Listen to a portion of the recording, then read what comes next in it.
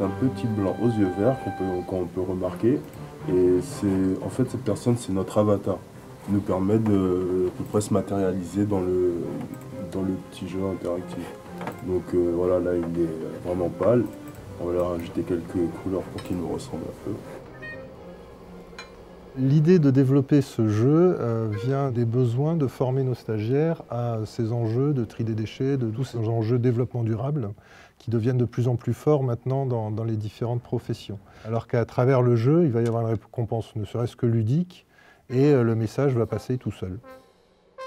Typiquement sur le tri des déchets, il n'avait que des textes réglementaires et une notion de choses imposées et obligées à présenter aux stagiaires. Il faut trier les déchets, il faut apprendre quel déchet va dans quelle benne.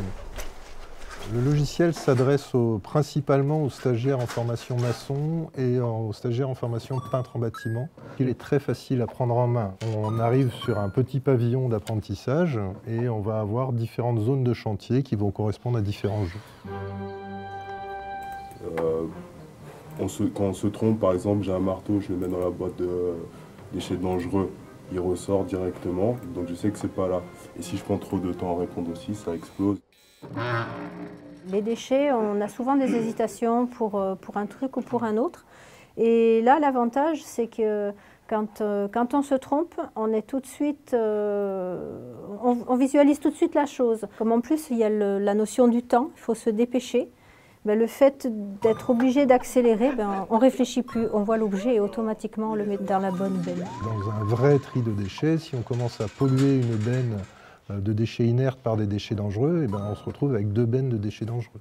On est dans l'apprentissage par essai-erreur, et les erreurs n'ont de conséquences que le virtuel. Justement, à force de se tromper, ça permet d'enlever tous les doutes qu'on peut avoir. Et du coup, quand on fait le tri réel, on ne se trompe plus et on sait d'office quelle benne utiliser. On a pu constater qu'il y a de l'émulation entre stagiaires. Ils essaient de se créer des challenges. D'avoir 100% en score, ça fait que je suis au courant des déchets, je sais comment les trier et je sais l'appliquer sur un chantier par exemple. Le transfert de la situation d'apprentissage, donc dans cet univers complètement virtuel, à la situation réelle de devoir trier des déchets sur un chantier, fonctionne parfaitement bien. J'en ai parlé à mes copains qu'on apprenait à trier les déchets avec des avatars.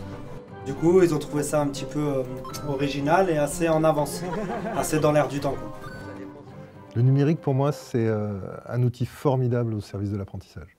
Le numérique, pour moi, on va dire, c'est une des grandes évolutions d'aujourd'hui. Le numérique, c'est quelque chose de très moderne et utile dans le monde dans lequel on vit. C'est vrai que personnellement, je n'ai pas grandi avec. Aujourd'hui, j'y suis confrontée tous les jours et ça aide bien, ça aide bien.